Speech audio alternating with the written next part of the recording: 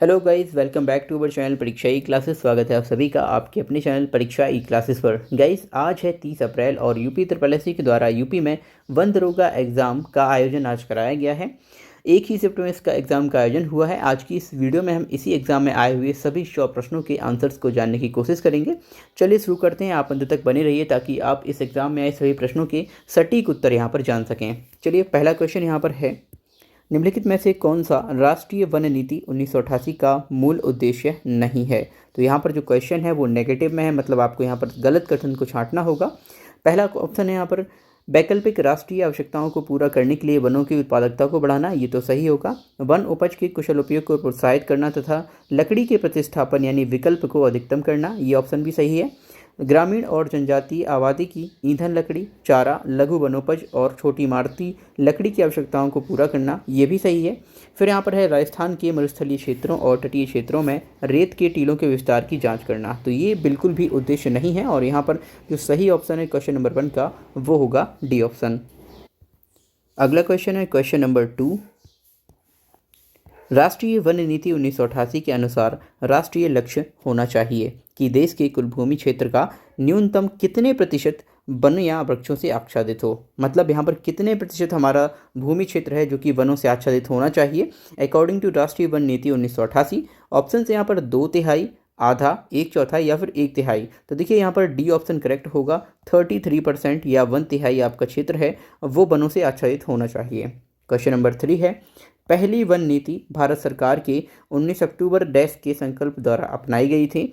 तो third question का जो सही आंसर है वो होगा ऑप्शन नंबर सी, 1894 द्वारा। अगला क्वेश्चन देखिए, क्वेश्चन नंबर 4 दिया गया है, गेहूं उगाने के लिए निम्नलिखित में से किस प्रकार की मिट्टी में से अच्छी मिट्टी है। तो मतलब यहाँ पर जो सबसे बेस्ट मिट्टी होने वाली है गेहूं उगाने के लिए वो आपको बताना है।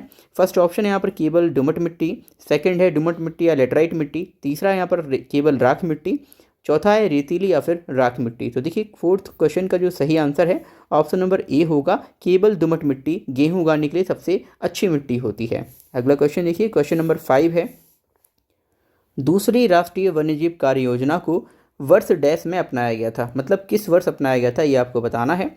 1992, 2002, 2012 या फिर 1982। तो इस क्वेश्चन का सही आंसर है ऑप्शन नंबर बी, 2002 में अपनाया गया था। अगला क्वेश्चन देखेंगे, क्वेश्चन नंबर 6 दिया गया है, तीसरी राष्ट्रीय वन्यजीव कार्य योजना उन सभी वन्यजीवों के संरक्षण में किसको अपनाती है जिनका पारिस्थितिक तंत्र और मानव जाति के लिए पारिस्थितिक मूल्य है, भले ही वे कहीं भी हों।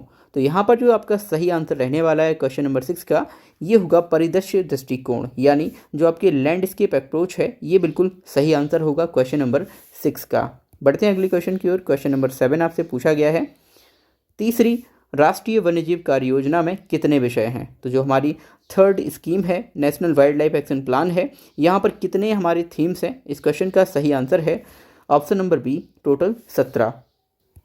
क्वेश्चन नंबर 8 पूछा गया है, 2017-2031 के लिए भारत की राष्ट्रीय वन्यजीव एक्शन प्लान NWAP के बारे में निम्नलिखित कथनों पर विचार करें। तो इस क्वेश्चन का सही आंसर होगा ऑप्शन नंबर ए, जिसमें आपका दिया हुआ है केवल 1। देखिए यह जो है ना वो तीसरी राष्ट्रीय वन्यजीव कार्य योजना है, जबकि NWAP के 10 घटक नहीं हैं। तो इस हिसाब से इस क्वेश्चन का सही आंसर ऑप्शन नंबर ए है, केवल 1। अगला क्वेश्चन देखिए, क्वेश्चन नंबर 9, निम्नलिखित राष्ट्रीय उद्यानों के उनके संबंधित स्थानों के साथ मिलान करना है। तो क्वेश्चन नंबर 9 देख लीजिएगा, यहाँ पर मैचिंग का क्वेश्चन है। देखिए रायमोना राष्ट्रीय उद्यान, रायमोना राष्ट्रीय उद्यान ये असम में स्थित है, तो यहाँ पर ए का हो जाएगा थर्ड। फिर इसके बाद है आपका कुद्रेमुख राष्ट्रीय उद्यान, तो ये आपका कर्नाटका में है। सरिस्का वन्यजीव अभ्यारण्य ये आपका जाएगा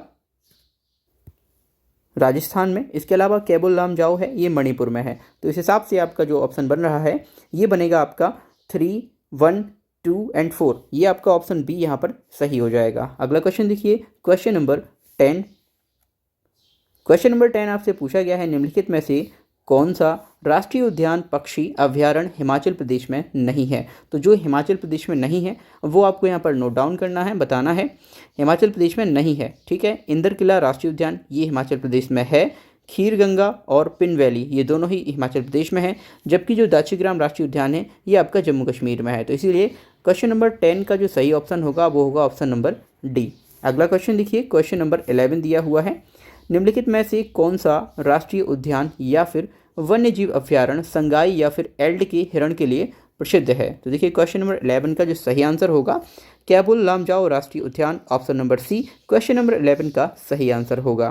क्वेश्चन नंबर 12 देखिए, केंद्रीय पर्यावरण वन और जलवायु परिवर्तन मंत्रालय ने किस राष्ट्रीय उद्यान में चीता परिचय परियोजना की निगरानी के लिए कार्यदल का गठन किया है। तो देखिए अभी काफ़ी ज़्यादा फेमस था कुनो राष्ट्रीय उद्यान, और रिसेंटली एक यहाँ पर बाघ की मृत्यु भी हुई है, एक चीता की मृत्यु भी हुई है, तो इस वजह से भी ये काफ़ी ज़्यादा फेमस है। और सबसे पहले जो लाए गए थे ना चीता, वो यहीं पर लाए गए थे। तो ये हमारा कुनो राष्ट्रीय उद्यान है और ये एमपी में है।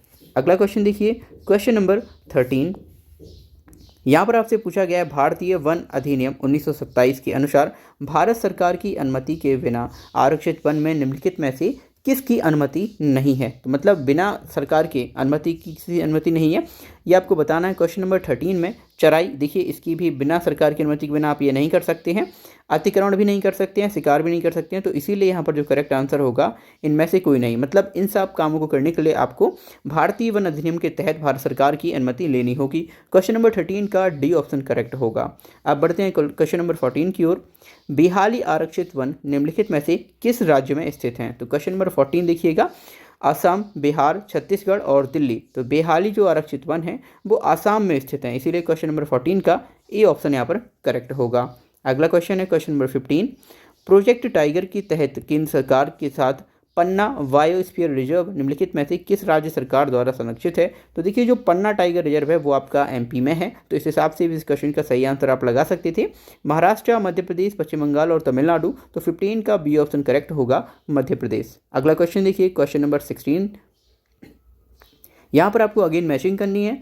निम्नलिखित बायोस्फीयर रिजर्व क्षेत्रों को उनके संबंधित राज्यों के साथ सम्मिलित करना है। तो देखिए देहांग और दिबांग रिजर्व है ये अरुणाचल प्रदेश में है, मानस बायोस्फीयर रिजर्व आपका आसाम में है, नंदा देवी बायोस्फीयर रिजर्व उत्तराखंड में है, जबकि सिमलीपाल बायोस्फीयर रिजर्व उड़ीसा में है। तो 16 का यहाँ पर सही आंसर होगा 2, 3, 1, 4, और ये मैच कर रहा है आपका ऑप्शन नंबर सी में 2, 3, 1, 4। यहाँ पर सी ऑप्शन करेक्ट होगा। अगला क्वेश्चन है क्वेश्चन नंबर 17, सामान्य सिद्धांत के अनुसार वन्यजीव संरक्षण रणनीति 2002 में प्रदान किए गए संरक्षित क्षेत्र के आसपास पारिस्थितिक संवेदनशील क्षेत्र की चौड़ाई कितनी तक की जा सकती है, मतलब कहाँ तक एक्सटेंड की जा सकती है। इस प्रश्न का जो सही आंसर है 40 किलोमीटर, 30 किलोमीटर, 10 किलोमीटर या फिर इनमें से कोई नहीं। तो यहाँ पर आप केवल 10 किलोमीटर तक की चौड़ाई को बढ़ा सकते हैं। तो क्वेश्चन नंबर 17 का सी ऑप्शन करेक्ट है। क्वेश्चन नंबर 18, आसाम, अरुणाचल प्रदेश, छत्तीसगढ़ या कर्नाटक। तो देखिए इस क्वेश्चन का सही आंसर होगा छत्तीसगढ़। अब बढ़ते हैं अगले क्वेश्चन की ओर। क्वेश्चन नंबर 19, राष्ट्रीय उद्यानों और अभ्यारण्यों के आसपास पर्यावरण संवेदनशील क्षेत्र घोषित करने का उद्देश्य संरक्षित क्षेत्रों के लिए किसी प्रकार का डैश बनाना है। तो यहाँ पर देखिए ऑप्शन है आपके शौक यानी आघात अवशोषक, दूसरा रुकावट, बाधा या फिर विच्छेद। तो देखिए क्वेश्चन नंबर 19 का ए ऑप्शन करेक्ट होगा, शॉक यानी एब्जॉर्बर अब जो बनाना है, शॉक एब्जॉर्बर, ठीक है, ए ऑप्शन करेक्ट होगा। क्वेश्चन नंबर 20 देखिए, निम्नलिखित में से सही कथन या फिर कथनों का चयन करना है। यहाँ पर एक से अधिक कथन भी सही हो सकते हैं, इसीलिए यहाँ पर आपको सही कथन का चुनाव करना है। सबसे पहला ऑप्शन है पर्यावरण संवेदनशील क्षेत्र उच्च सुरक्षा वाले क्षेत्रों में कम सुरक्षा वाले क्षेत्रों में संक्रमण के क्षेत्रों के रूप में कार्य करते हैं। दूसरा यहाँ पर है पर्यावरण संवेदनशील क्षेत्रों में कृषि या बागवानी प्रथाओं पर प्रतिबंध है। थर्ड यहाँ पर है पर्यावरण संवेदनशील क्षेत्र वनों की कमी और मानव पशु संघर्ष को कम करते हैं। तो देखिए यहाँ पर जो पहला आपका विकल्प ये कथन है ये तो सही होगा, इसके अलावा दूसरा आपका गलत है, तीसरा सही है, और इस हिसाब से क्वेश्चन नंबर 20 का जो सही ऑप्शन होगा ऑप्शन नंबर डी बिल्कुल सही हो जाएगा, फर्स्ट एंड थर्ड। अगला क्वेश्चन देखिए क्वेश्चन नंबर 21, निम्नलिखित में से कौन सा भारत का सबसे बड़ा क्षेत्रवार टाइगर रिजर्व है, यानी क्षेत्रवार बताना है आपको, एरिया किसका ज़्यादा है। तो क्वेश्चन नंबर 21 का सही ऑप्शन चुनना है नागार्जुन सागर श्रीशैलम, बांदीपुर बांधवगढ़ या फिर सत्यमंगलम। तो 21 का ए ऑप्शन करेक्ट है, नागार्जुन सागर श्रीशैलम। अगला क्वेश्चन देखिए क्वेश्चन नंबर 22, निम्नलिखित में से कौन सा हाथी आरक्षित क्षेत्र केरल में स्थित नहीं है। कौन सा हाथी आरक्षित क्षेत्र ये बताना है आपको। क्वेश्चन नंबर 22, पेरियार, अनामुडी, मयूरभंज और नीलाम्बुर। तो यहाँ पर जो सही आंसर होगा आपका वो होगा मयूरभंज। क्वेश्चन नंबर 23 देखिए, पिछले साल अगस्त 2022 में विश्व हाथी दिवस यानी वर्ल्ड एलिफेंट डे भारत में डैश में मनाया गया था। कहाँ पर मनाया गया था, किस स्थान पर? ऑप्शन से आपके शिवालिक उत्तराखंड, श्रीविल्लीपुतूर तमिलनाडु, मैसूर कर्नाटका, पेरियार केरल। तो क्वेश्चन नंबर 23 का सही आंसर होगा option number D, Periyar Kerala में। अगला क्वेश्चन देखिए 24। निम्नलिखित टाइगर रिजर्व को उनके संबंधित राज्य स्थानों के साथ सम्मिलित करना है, मतलब यहाँ पर आगे ना आपको मैचिंग करनी है। तो यहाँ पर देखिए जो पेंच टाइगर रिजर्व है ये आपका महाराष्ट्र में है, सतपुड़ा टाइगर रिजर्व मध्य प्रदेश में है, रानीपुर टाइगर रिजर्व उत्तर प्रदेश में है, रामगढ़ विषधारी टाइगर रिजर्व राजस्थान में है। इस हिसाब से आपका सही आंसर होगा 2, 4, 1 एंड 3। तो यहाँ देख लीजिए ऑप्शन नंबर सी आपका मैच कर रहा है, 2, 4, 1 एंड 3। 24 का सी ऑप्शन करेक्ट होगा। अब बढ़ते हैं क्वेश्चन नंबर 25 की ओर। यहाँ आपसे पूछा गया है इकोटोन शब्द का सही अर्थ क्या होगा? झील का निचला भाग, प्रदूषित क्षेत्र, विकासशील समुदाय का क्षेत्र, दो जैविक समुदायों के बीच संक्रमण का क्षेत्र। तो क्वेश्चन नंबर 25 का यहाँ पर सही ऑप्शन होगा ऑप्शन नंबर डी, दो जैविक समुदायों के बीच जो संक्रमण का क्षेत्र होता है उसे ही कहते हैं हम इकोटोन। अगला क्वेश्चन 26 है, निम्नलिखित में से किस कारण से पारिस्थितिक असंतुलन हो सकता है? ऑप्शंस हैं जीवित जीवों की अपेक्षाकृत स्थिर विविधता, क्रमिक परिवर्तन केवल प्राकृतिक उत्तराधिकार के माध्यम से होता है, नई प्रजातियों का परिचय कराने पर, या फिर विभिन्न जीवों के बीच प्रतिस्पर्धा और सहयोग जहां पर जनसंख्या स्थिर रहती है। तो देखिए इस क्वेश्चन में थोड़ा सा डाउट है, फिर भी इस क्वेश्चन का जो मैं सही आंसर मान रहा हूँ वो नई प्रजातियों का जो इंट्रोडक्शन होता है, नई प्रजातियाँ लाई जाती हैं, वो यहाँ पर करेक्ट ऑप्शन हो सकता है। तो 26 का सी ऑप्शन मेरे हिसाब से यहाँ पर रहने वाला है। अगर यहाँ इसके अलावा कोई और भी ऑप्शन आप मानते हैं तो कमेंट में आप हमें बता सकते हैं। अगला क्वेश्चन देखिए क्वेश्चन नंबर 27। निम्नलिखित में से कौन सी खाद्य श्रृंखला मृत जैविक पदार्थ से शुरू होती है? तो 27 में ऑप्शन है आपके चारागाह खाद्य श्रृंखला, टिनिटस खाद्य श्रृंखला, अपरद खाद्य श्रृंखला, जलीय खाद्य श्रृंखला। तो क्वेश्चन नंबर 27 का सही आंसर होगा अपरद खाद्य श्रृंखला। It means detritus food chain. Question number 28 देखिए, प्रेयरी और स्टेपीज डैश प्रकार के पारिस्थितिक तंत्र हैं, मतलब ये क्या हैं? आर्द्रभूमि है, घास के मैदान हैं, सवाना है, या फिर उदीच्य वन है। तो क्वेश्चन नंबर 28 का सही आंसर यहाँ पर होगा ऑप्शन नंबर बी, जो प्रेयरी और स्टेपीज हैं ये घास के मैदान हैं। क्वेश्चन नंबर 29 देखते हैं।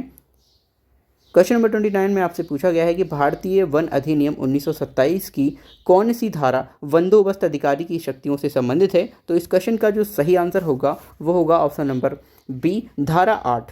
अगला देखिए क्वेश्चन नंबर 30, भारतीय वन अधिनियम 1927 की कौन सी धारा वन बंदोबस्त अधिकारी द्वारा बनाए जाने वाले रिकॉर्ड से संबंधित है? क्वेश्चन नंबर 30 का करेक्ट ऑप्शन होगा धारा 13, option number D. Question number 31 देखिए, वन उपज को भारतीय वन अधिनियम 1927 की किस धारा के तहत परिभाषित किया गया है? तो यहाँ पर आपको बताना है। क्वेश्चन नंबर 31 का जो सही आंसर होगा ऑप्शन नंबर बी होगा धारा 2 क्लॉज 4। क्वेश्चन नंबर 32 देखिए, वन्यजीव संरक्षण अधिनियम 1972 की धारा 12 के अनुसार निम्नलिखित में से किस उद्देश्य के लिए मुख्य वन्यजीवन वार्डन ऐसे परमिट में निर्दिष्ट किसी भी जंगली जानवर का शिकार करने के लिए लिखित आदेश द्वारा अनुमति दे सकता है? तो खाद्य उत्पत्ति के लिए, या फिर वैज्ञानिक अनुसंधान के लिए, मनोरंजन या टैक्सीडर्मी के लिए, या फिर अवैध शिकार के लिए। तो देखिए जब यह अनुमति देगा तो वो सिर्फ और सिर्फ किस लिए देगा? वैज्ञानिक अनुसंधान के लिए। तो 32 का बी ऑप्शन यहाँ पर करेक्ट हो जाएगा। अगला क्वेश्चन है क्वेश्चन नंबर 33, निम्नलिखित में से किस देश ने COP27 सम्मेलन का आयोजन किया है? इस क्वेश्चन का सही आंसर होगा ऑप्शन नंबर बी, मिस्र। क्वेश्चन नंबर 34 देखिए, 2030 तक जलवायु परिवर्तन पर संयुक्त राष्ट्र का अंतर सरकारी पैनल वार्मिंग को लगभग कितने डिग्री तापमान में वृद्धि तक सीमित करना चाहता है? अब इस क्वेश्चन का जो सही आंसर देखेंगे तो क्वेश्चन नंबर 34 का सी ऑप्शन बिल्कुल सही होगा, ओनली 1.5 डिग्री सी तक इसको सीमित करना चाहता है। अगला क्वेश्चन देखिए क्वेश्चन नंबर 35, COP27 के दौरान सेनेगल के साथ निम्नलिखित में से किस देश ने अंतर्राष्ट्रीय शुष्कता प्रतिरोध गठबंधन शुरू किया है? ऑप्शन है इटली, जर्मनी, स्पेन और स्वीडन। इस क्वेश्चन का सही आंसर है ऑप्शन नंबर सी, स्पेन के साथ। ठीक है, क्वेश्चन नंबर 36 देखिएगा, जलवायु परिवर्तन के संबंध में निम्नलिखित में से कौन से कथन गलत हैं? तो यहाँ पर कई सारे कथन हैं, आपको यहाँ पर ओनली गलत कथन जो है ना वही छांटने हैं। तो देखिए सबसे पहला कथन यहाँ पर दिया गया है, COP27 में भारत ने निम्न कार्बन विकास के लिए अपनी दीर्घकालिक रणनीति प्रस्तुत की है। तो ये आपका सही है। फिर यहाँ पर है COP26 में प्रधानमंत्री मोदी ने 250 गीगावाट गैर जीवाश्म क्षमता लक्ष्य की घोषणा करी है, ये आपका गलत हो जाएगा। थर्ड यहाँ पर है प्रधानमंत्री मोदी ने लॉन्च किया मिशन लाइफ, जलवायु परिवर्तन के प्रभाव से हमारे पर्यावरण की रक्षा के लिए एक वैश्विक आंदोलन है। तो इसका ऑप्शन नंबर ये थर्ड है, ये कथन ये भी सही होगा। अब यहाँ पर आपको देखना था कि कौन सा कथन आपका गलत है, तो गलत यहाँ पर है सेकंड कथन। इस हिसाब से 36 का जो सही आंसर होगा ऑप्शन नंबर बी हो जाएगा। अगला क्वेश्चन है 37 में आपसे पूछा गया है 1927 में हस्ताक्षर किए गए निम्नलिखित में से किस प्रोटोकॉल में कार्बन को एक व्यापार योग्य वस्तु के रूप में मान्यता दी गई थी। तो क्वेश्चन नंबर 37 का यहाँ पर जो सही आंसर है वो होगा ऑप्शन नंबर सी, क्योटो, जो कि जापान में स्थित है। क्वेश्चन नंबर 38 देखिएगा, कार्बन क्रेडिट के लिए एक स्वैच्छिक व्यापार प्रणाली के सामान्य मापदंडों को लोकसभा 2022 में निम्नलिखित में से किस अधिनियम में पेश किया गया था। ऑप्शन थे आपके विद्युत अधिनियम, ऊर्जा संरक्षण अधिनियम, राष्ट्रीय नवीकरणीय ऊर्जा अधिनियम, वन संरक्षण अधिनियम। तो क्वेश्चन नंबर 38 का यहाँ पर जो करेक्ट आंसर है वो है ऊर्जा संरक्षण अधिनियम। अब देखिए क्वेश्चन नंबर 39, भारत की पहली कार्बन रजिस्ट्री का नाम क्या है। तो इसके ऑप्शन है आपके IUCN, NDRF, CRI या फिर INCR। तो देखिए इस क्वेश्चन का जो करेक्ट आंसर है वो हो जाएगा option number C, CRI। Question number 40 में आपसे पूछा गया है कार्बन क्रेडिट के संबंध में VER का पूर्ण रूप क्या होगा। तो इस क्वेश्चन का जो सही आंसर है वो होगा option number B, voluntary emission reduction. तो यहाँ पर बी ऑप्शन बिल्कुल सही हो जाएगा। क्वेश्चन नंबर 41 देखिए, निम्नलिखित में से किसके द्वारा मृदा अपरदन को रोका जा सकता है। वनीकरण, अतिचारण, निराई या फिर पक्षियों की बढ़ती आबादी। तो देखिए मृदा अपरदन को रोकने के लिए जो वनीकरण है, फॉरेस्टेशन, वो इंपॉर्टेंट है। तो इस 41 क्वेश्चन का जो सही आंसर है ऑप्शन नंबर ए होगा, वनीकरण। क्वेश्चन नंबर 42 है वनीकरण की प्रक्रिया किसके लिए आवश्यक है। तो ये आपको बताना है। तो देखिए वनीकरण की प्रक्रिया से क्या मिट्टी का कटाव होता है, खरपतवार नियंत्रित होती है, मिट्टी का संरक्षण होता है या फिर मिट्टी का आर्द्रीकरण होता है। तो 42 का करेक्ट ऑप्शन होगा ऑप्शन नंबर सी, मिट्टी के संरक्षण के लिए वनीकरण की प्रक्रिया आवश्यक है। अगला देखिए क्वेश्चन नंबर 43, निम्नलिखित में से किससे व्यापक मृदा अपरदन होता है। कंटूर टेरेसिंग, स्थानांतर कृषि, नियंत्रित चराई या फिर फसल चक्र। तो क्वेश्चन नंबर 43 का जो करेक्ट ऑप्शन होगा वो होगा ऑप्शन नंबर बी, स्थानांतरित कृषि के द्वारा। अब देखिए अगला क्वेश्चन 44, निम्न परत का क्षरण निम्न में से किसके परिणाम स्वरूप समतल भूमि पर होता है। मतलब किस वजह से यहाँ पर जो परत होती है, सीट इरोजन होता है, वो किस वजह से होता है। ऑप्शन से आपके भारी वर्षा, हिमपात, रेत के टीले या फिर हवा। तो देखिए भारी वर्षा की वजह से जो परत होती है उसका क्षरण होने लगता है। क्वेश्चन नंबर 44 का ए ऑप्शन यहाँ पर करेक्ट हो जाएगा। अगला क्वेश्चन देखिए 45, संयुक्त राष्ट्र के अनुसार कृषि वानिकी तंत्र मुख्य रूप से कितने प्रकार के होते हैं। 2, 3, 4 या फिर 5। देखो यूएन के अकॉर्डिंग जो आपके कृषि वानिकी तंत्र हैं ये मुख्यतः 3 प्रकार के होते हैं। ऑप्शन नंबर बी यहाँ पर सही होगा। अगला देखिए क्वेश्चन नंबर 46, वानिकी के संबंध में FAO का पूर्ण रूप क्या है। तो देखिए FAO से यहाँ पर क्वेश्चन आया है, इसका फुल फॉर्म है फूड एंड एग्रीकल्चरल ऑर्गेनाइजेशन। तो बी ऑप्शन यहाँ पर बिल्कुल करेक्ट हो जाएगा 46 का। क्वेश्चन नंबर 47 देखिएगा, निम्नलिखित में से क्या भारत की हरित क्रांति से संबंधित है। ऑप्शन है पर्यावरण संरक्षण, बागवानी फसलों के उत्पादन में तीव्र वृद्धि, अधिक उपज देने वाले किस्म के बीज, हरित GNP की गणना। तो क्वेश्चन नंबर 47 का यहाँ पर सही आंसर होगा ऑप्शन नंबर सी, अधिक उपज देने वाले किस्म के बीज। अगला क्वेश्चन देखेंगे क्वेश्चन नंबर 48, भारत में खेती के एक आदिम रूप झूमिंग को डैश में बेवर या दहिया कहा जाता है। यानी किस राज्य में इन्हें बेवर या फिर दहिया कहा जाता है। ऑप्शन से आपकी ओडिशा, छत्तीसगढ़, आंध्र प्रदेश और मध्य प्रदेश। तो क्वेश्चन नंबर 48 का करेक्ट ऑप्शन होगा option number D, Madhya Pradesh. अगला क्वेश्चन है क्वेश्चन नंबर 49, भारतीय वन अधिनियम 1927 की किस धारा में वन बंदोबस्त अधिकारी की नियुक्ति का उल्लेख किया गया है। तो यहाँ पर 49 क्वेश्चन ऑप्शन दिए हुए हैं, धारा 2, 3, धारा 4 या 5। तो यहाँ पर ऑप्शन नंबर सी करेक्ट होगा क्वेश्चन नंबर 49 का। अगला क्वेश्चन देखिए क्वेश्चन नंबर 50, निम्नलिखित में से कौन सा अधिनियम वन में रहने वाली अनुसूचित जातियों और अन्य पारंपरिक वनवासियों के लिए भूधरती, आजीविका और खाद्य सुरक्षा इसका सुनिश्चित करते हैं। तो क्वेश्चन नंबर 50 का जो करेक्ट आंसर होगा वो होगा ऑप्शन नंबर सी, वन अधिकार अधिनियम 2006 के अंतर्गत। क्वेश्चन नंबर 51 देखिए, हमने आधे क्वेश्चंस यहाँ पर कंप्लीट कर लिए हैं, आधे क्वेश्चंस और बाकी हैं क्योंकि इस प्रश्न पत्र में टोटल 100 क्वेश्चंस पूछे जाते हैं। तो वीडियो में आप अंत तक बने रहिए, आपको सभी प्रश्नों के बिल्कुल सही जवाब यहाँ पर मिल जाएंगे। क्वेश्चन नंबर 51 में आपसे पूछा गया है, निम्नलिखित में से क्या वन बंदोबस्त पक्ष यानी विंग की गतिविधि है। तो इस क्वेश्चन का सही आंसर देने के लिए ऑप्शंस देख लीजिएगा। पहला ऑप्शन है वन रक्षकों की नियुक्ति करना, जंगली जानवरों की गतिविधियों पर नज़र रखना, सीमा स्तंभों के निर्माण से संबंधित गतिविधियों का प्रबंधन करना या फिर लकड़ी और परिवहन सेवाओं की निगरानी करना। तो क्वेश्चन नंबर 51 का करेक्ट आंसर होगा यहाँ पर ऑप्शन नंबर सी। तो यहाँ पर देखिएगा सीमा स्तंभों के निर्माण से संबंधित गतिविधियों का प्रबंधन, ये बिल्कुल यहाँ पर सही आंसर जाएगा। अगला क्वेश्चन देखिए क्वेश्चन नंबर 52, निम्नलिखित में से कौन सा सरकारी मंच भूमि नामांतरण और भूमि अभिलेखों के रखरखाव के लिए एक सहायक है। तो इस क्वेश्चन का जो सही आंसर होगा ऑप्शन देख लेते हैं, ई नाम, ई ग्राम, ई धरती या फिर ई धारा? तो देखिए ऑप्शन के अकॉर्डिंग यहाँ पर सही आंसर है ऑप्शन नंबर सी, ई धरती। नेक्स्ट क्वेश्चन है क्वेश्चन नंबर 53। निम्नलिखित में से कौन सा अधिनियम आरक्षित वन के उत्परिवर्तन से संबंधित है?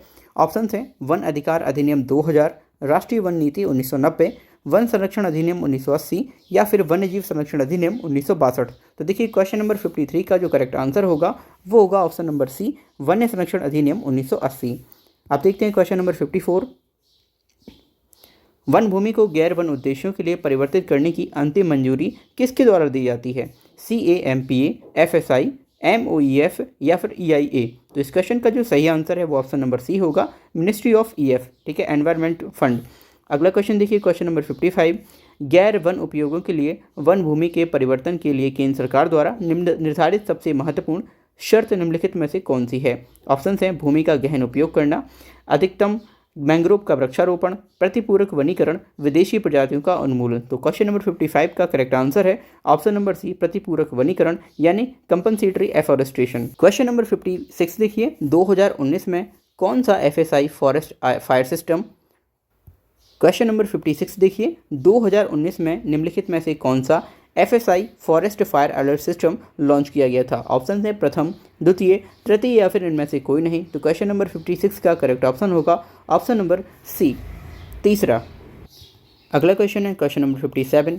निम्नलिखित में से कौन सा केंद्र प्रायोजित योजना वन अग्नि निवारण और प्रबंधन का दीर्घकालिक लक्ष्य है? ऑप्शन हैं वनाग्नि की रोकथाम और नियंत्रण में सामुदायिक भागीदारी को प्रोत्साहित करना, दूसरा है वनाग्नि की रोकथाम के लिए प्रभावी जागरूकता अभियान चलाना, तीसरा है पारंपरिक प्रथाओं में सुधार और उपलब्ध आधुनिक तरीकों को नियोजित करके वनाग्नि को प्रभावी ढंग से रोकने और नियंत्रित करने के लिए, एंड लास्ट यहाँ पर वन सुरक्षा के लिए वन सीमावर्ती समुदायों के साथ साझेदारी को संस्थागत बनाना। तो देखिए क्वेश्चन नंबर 57 में काफ़ी सोच समझ कर आपको आंसर करना था और इसका जो करेक्ट आंसर यहाँ पर है वो है आपका वनाग्नि की रोकथाम के लिए प्रभावी जागरूकता अभियान चलाना। तो क्वेश्चन नंबर 57 का बी ऑप्शन यहाँ पर करेक्ट होगा। अब अगला क्वेश्चन देखिए क्वेश्चन नंबर 58।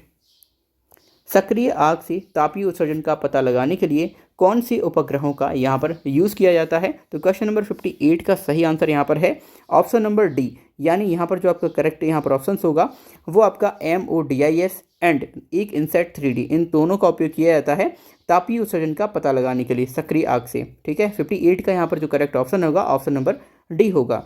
क्वेश्चन नंबर 59 है निम्नलिखित में से कौन सी आग सबसे तीव्र होती है और अक्सर इसे नियंत्रित करना सबसे ज़्यादा कठिन होता है? ऑप्शन से आपके छत्र अग्नि, धरा अग्नि, पृष्ठ की अग्नि या फिर आधार रेखा की अग्नि। इस क्वेश्चन का जो सही आंसर है क्वेश्चन नंबर 59 का बी ऑप्शन करेक्ट होगा। जो ग्राउंड की फायर होती है आपकी ग्राउंड फायर, ये सबसे ज़्यादा खतरनाक होती है। 59 का बी ऑप्शन यहाँ पर करेक्ट होगा। Question number 60। निम्नलिखित वन उत्पादों को उनके संबंधित पौधों के साथ सुमेलित करना है, मतलब यहाँ पर आपको मैचिंग अगेन करनी होगी। तो यहाँ पर जो आपका सही आंसर रहने वाला वो ऑप्शन नंबर सी होगा, जिसमें आपका फर्स्ट है वो मैच करेगा फाइलोस्टेचिस एडुलिस, ये आपका मैच करता है।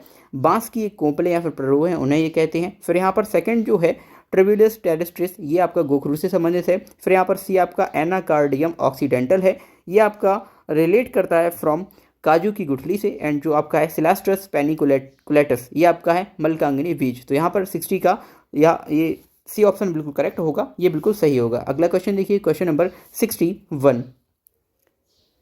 वन धन योजना न्यूनतम समर्थन मूल्य यानी MSP के माध्यम से लघु वन उपज MFP के विपणन के लिए तंत्र और MFP के लिए मूल्य श्रृंखला के विकास का एक घटक है, जिसे डैश के द्वारा राष्ट्रीय स्तर पर नोडल एजेंसी के रूप में कार्यान्वित किया गया है। तो क्वेश्चन नंबर 61 के आपके ऑप्शन हैं त्रिपाला के द्वारा, ट्राइफेड या फिर ट्राइबर के द्वारा। तो इस क्वेश्चन का जो सही आंसर है वो आपका है ट्राइफेड के द्वारा। ठीक है, MSP जो दिया जाता है वो आपका ट्राइफेड के द्वारा दिया जाता है, इसलिए सी ऑप्शन यहाँ पर बिल्कुल करेक्ट है।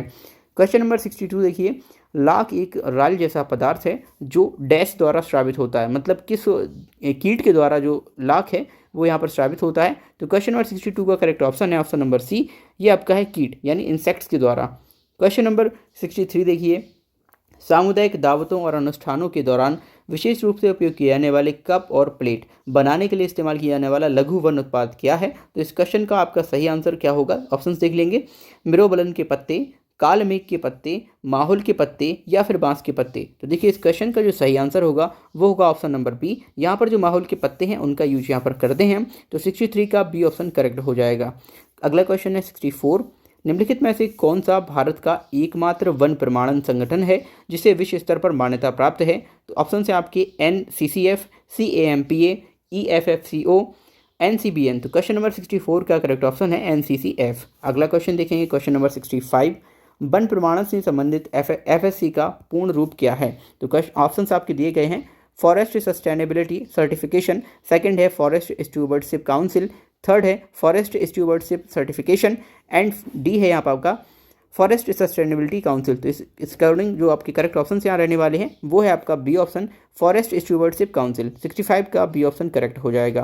क्वेश्चन नंबर 66 देखिए, तो वन प्रमाणन के समर्थन के लिए कार्यक्रम निम्नलिखित में से किस स्थान पर स्थित है?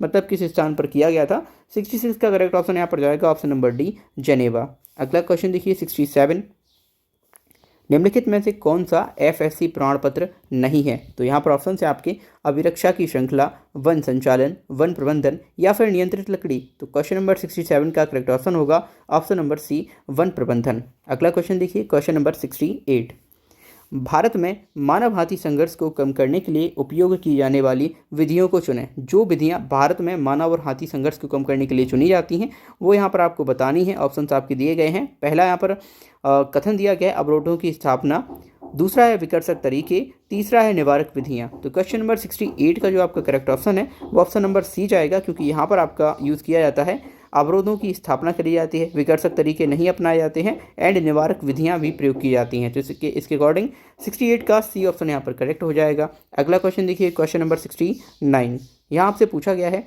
निम्नलिखित में से कौन सा मानव वन्यजीव संघर्ष को कम करने का एक तरीका है? तो ऑप्शन यहाँ पर है आपके सभी वन्यजीवों को मारना, वन्य जीवों को चिड़ियाघर में स्थानांतरित करना, वन्य जीवों को मारना जब वे निर्धारित क्षेत्र से बाहर चले जाते हैं, या फिर जानवरों को डराने के लिए स्ट्रॉब रोशनी का यूज़ करना। तो देखिए ये जो लास्ट में तरीका दिया गया है डी बिल्कुल करेक्ट है और इसी का यूज किया जाता है। 69 का डी ऑप्शन करेक्ट होगा। 70 क्वेश्चन है, जिम कॉर्बेट नेशनल पार्क में मानव वन्यजीव संघर्ष मुख्य रूप से मानव और किस जानवर के बीच रिपोर्ट किए जाते हैं? तो देखिए जो आपका जिम कॉर्बेट नेशनल पार्क है ये आपका बाघ के लिए प्रसिद्ध है, इसीलिए यहाँ पर जो मानव और बाघ संघर्ष है उसके बीच जो रिपोर्ट हैं वो आती हैं। ठीक है, 70 का डी ऑप्शन करेक्ट होगा। 71 देखिए, IUCN के अनुसार वन्य जीवन को लेकर संघर्ष कितने स्तर पर हैं? तो यहाँ पर जो करेक्ट ऑप्शन होगा 71 का वो रहने वाला है सी ऑप्शन, यानी 3 स्तर पर यहाँ पर रखे गए हैं। क्वेश्चन नंबर 72, वन विभाग के अधिकारियों एवं कर्मचारियों की शक्तियों एवं कर्तव्यों के अनुसार वनपाल निम्नलिखित में से किसके आदेशों के अधीन कार्य करता है? तो यहाँ पर आपको बताना है वनपाल किसके अधीन रहकर कार्य करेगा, ACF, PCCF, RFO या फिर DCF। तो क्वेश्चन नंबर 72 का यहाँ पर करेक्ट आंसर होगा ऑप्शन नंबर बी, यानी PCCF के अंतर्गत रहकर वनपाल कार्य करेगा। क्वेश्चन नंबर 73 देखिए, निम्नलिखित में से कौन सा वन दरोगा का कर्तव्य है? तो यहाँ पर आपके कथन दिए गए हैं और इसके अकॉर्डिंग आपको सही ऑप्शंस का चयन करना है। तो ये देख लीजिए, पहला कथन है आपका, वह अपने अधिकार क्षेत्र के लिए वन अतिक्रमण को रोकने के लिए जिम्मेदार है। ये बिल्कुल सही कथन है। अगला कथन यहाँ पर है, अपने कार्यभार के अधीन पशुओं के चिकित्सा उपचार के लिए जिम्मेवार है। तो ये गलत हो जाएगा। फिर यहाँ पर जो थर्ड है, उसे सौंपी गई वन संपत्ति की प्रकृति और सीमा का उसे पूरा ज्ञान होना चाहिए। तो ये बिल्कुल सही होगा और इस हिसाब से क्वेश्चन नंबर 73 का डी ऑप्शन करेक्ट होगा, जिसमें आपका फर्स्ट और थर्ड कथन बिल्कुल सही है। अगला क्वेश्चन देखिए, क्वेश्चन नंबर 74, वन विभाग के अधिकारियों एवं कर्मचारियों की शक्तियों एवं कर्तव्यों के अनुसार निम्नलिखित में से कौन सा वन दरोगा का कर्तव्य नहीं है? ध्यान दीजिए, नहीं है, यहाँ पर नेगेटिव चूज करना था। तो क्वेश्चन नंबर 74 के ऑप्शंस देख लीजिएगा। उसे वन रक्षकों के अनुशासन को बनाए रखना चाहिए और यह देखना चाहिए कि वे अपने कर्तव्यों को जानते हैं और उन्हें कुशलता से पूरा करते हैं। इसका मतलब ये तो सही है, हमें आपका गलत यहाँ पर जो है आंसर वो छांटना है। उसे यह देखना चाहिए कि उसके द्वारा पता लगाए गए वन अपराधों के संबंध में प्रथम सूचना रिपोर्ट तुरंत रेंज वन अधिकारी को भेजी जाती है। ये गलत है। ठीक है, तीसरा और देख लीजिए, वह अपने अधिकार क्षेत्र में वायरलेस नेटवर्क के समुचित कार्य के लिए जिम्मेदार है। बिल्कुल सही है। वह चराई, खनन और वनाग्नि को रोकने के लिए जिम्मेदार है। ये भी सही है। और यहाँ पर हमें नेगेटिव छांटना था, तो बी ऑप्शन यहाँ पर बिल्कुल करेक्ट हो जाएगा, 74 का बी। अगला क्वेश्चन देखिए, क्वेश्चन नंबर 75 में आपसे पूछा गया है, जंगल में वन रक्षक का कर्तव्य है कि वह जंगल की डैश की रक्षा करे। ठीक है, तो यहाँ पर सही आंसर होगा आपका ऑप्शन नंबर ए, बीट स्तर पर, ना कि मंडल स्तर पर, ना कि अनुभाग स्तर पर या फिर सीमा स्तर पर भी नहीं, वो जहाँ पर है बीट लेवल पर उसे जंगल की रक्षा करनी होती है। क्वेश्चन नंबर 75 का ए करेक्ट है। अगला क्वेश्चन 76 देखिए, वृक्षारोपण वनारोपण के माध्यम से वनों के विकास के लिए सरकार द्वारा निम्नलिखित में से कौन सी योजनाएं कार्यान्वित की गई हैं? तो क्वेश्चन नंबर 76 का यहाँ पर जो सही रहने वाला है वो कथन देख लीजिएगा। राष्ट्रीय वनीकरण कार्यक्रम, बिल्कुल ये भी किया गया है।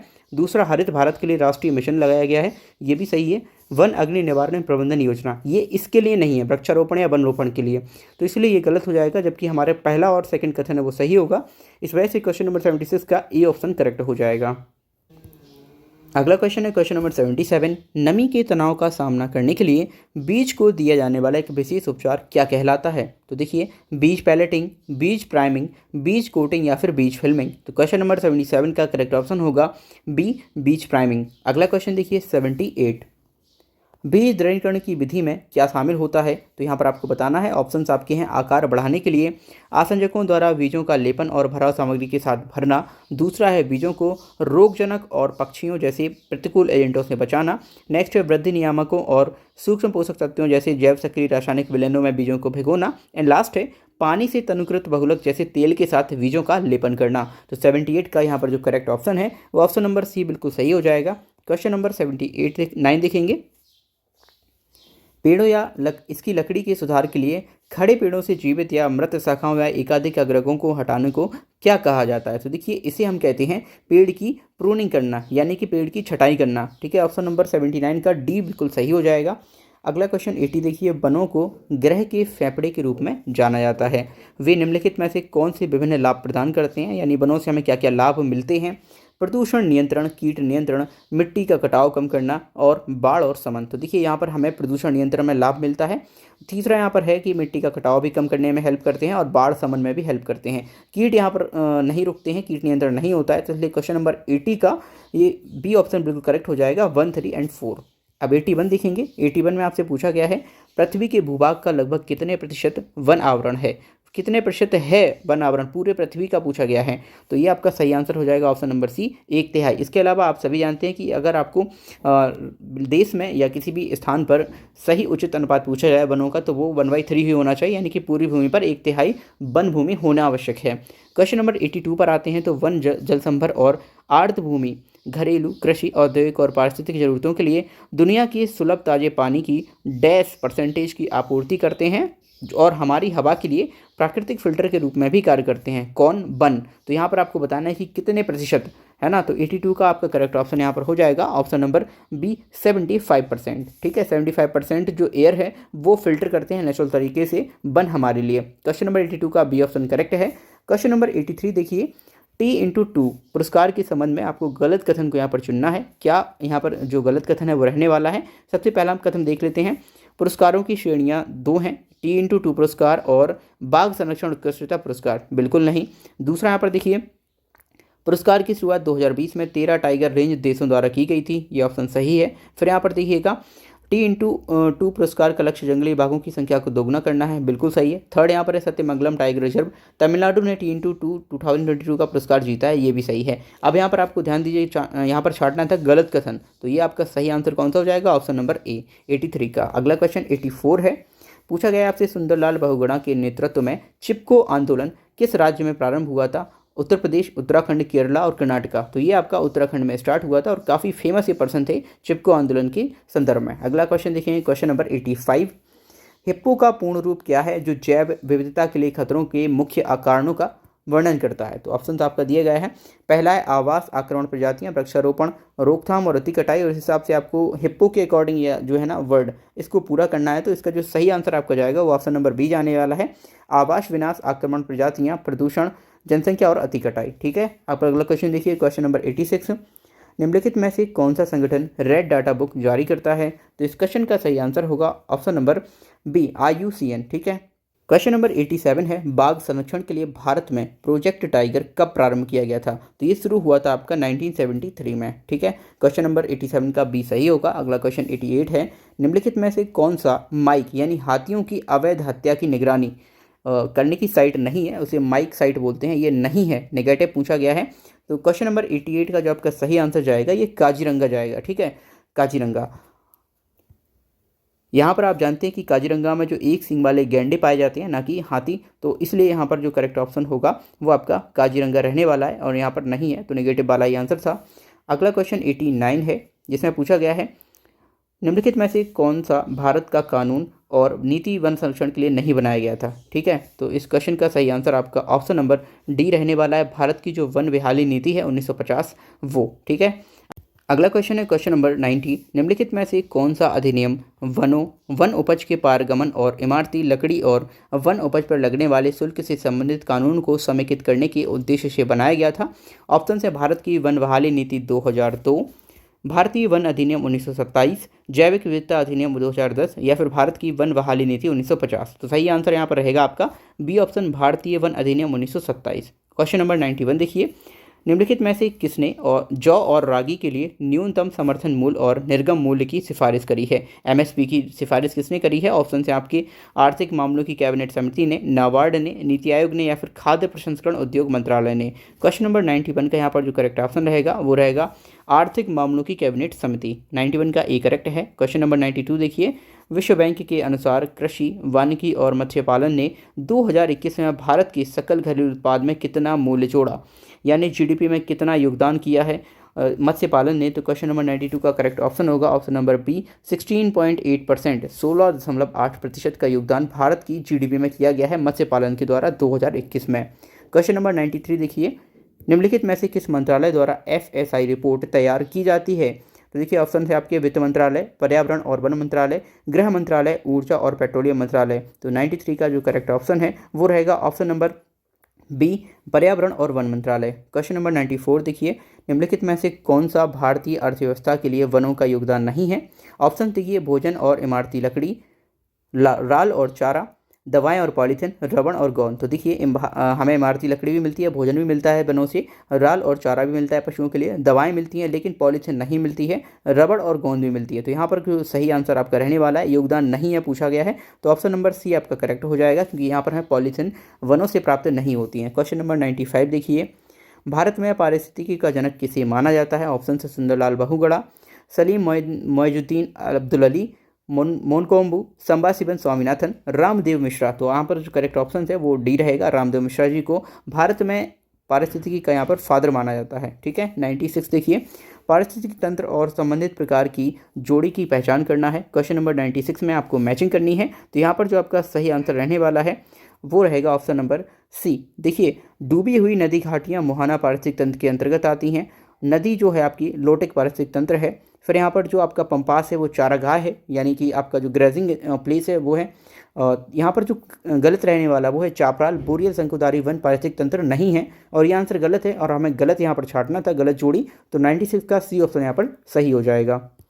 क्वेश्चन नंबर 97 है, किसी विशेष क्षेत्र या पारिस्थितिक तंत्र के भीतर विविधता।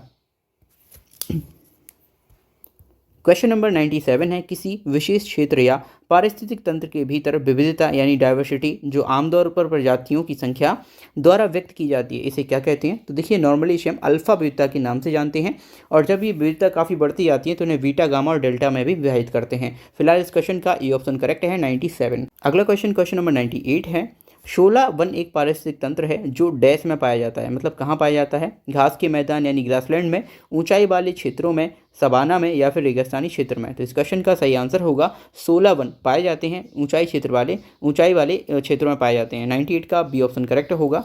क्वेश्चन नंबर 98 पर चलते हैं, भारत की जनसंख्या का लगभग कितना भाग अभी भी कृषि पर निर्भर है। तो देखिए भारत की जनसंख्या का लगभग आधा भाग अभी भी कृषि पर टोटली निर्भर है। ठीक है ना, टोटली नहीं कहे तो किसी न किसी प्रकार से निर्भर तो यहाँ पर है ही। क्वेश्चन नंबर 99 है, भारत की जनसंख्या का लगभग कितना भाग अभी भी कृषि पर निर्भर है। आधा, एक तिहाई, दो तिहाई या फिर इनमें से कोई नहीं। तो देखिए इस क्वेश्चन का सही आंसर है ऑप्शन नंबर ए, अभी भी भारत की जनसंख्या का लगभग आधा भाग कृषि पर किसी न किसी तरह से निर्भर है। 99 का ए ऑप्शन करेक्ट होगा। अगला क्वेश्चन है क्वेश्चन नंबर 100, निम्नलिखित में से कौन सी रबी फसल है। यहाँ पर आपको बतानी है कि रबी की फसल कौन सी है, चावल, बाजरा, चना या फिर कपास। क्वेश्चन नंबर 100 का सी ऑप्शन करेक्ट होगा, चना। चना एक रबी की फसल है। और इस तरह से गाइस हमने टोटल 100 क्वेश्चंस का सॉल्यूशन यहाँ पर देख लिया है, जो कि वन दरोगा यूपी की परीक्षा में आए हुए हैं। गाइस आई होप आपको जो सॉल्यूशन है समझ आया होगा। किसी भी क्वेश्चन में कोई भी डाउट है, कोई भी ऑप्शन आपको गलत लग रहे हो, तो कमेंट बॉक्स में हमें बता सकते हैं। Thank you for watching this video. मिलते हैं अगली वीडियो में।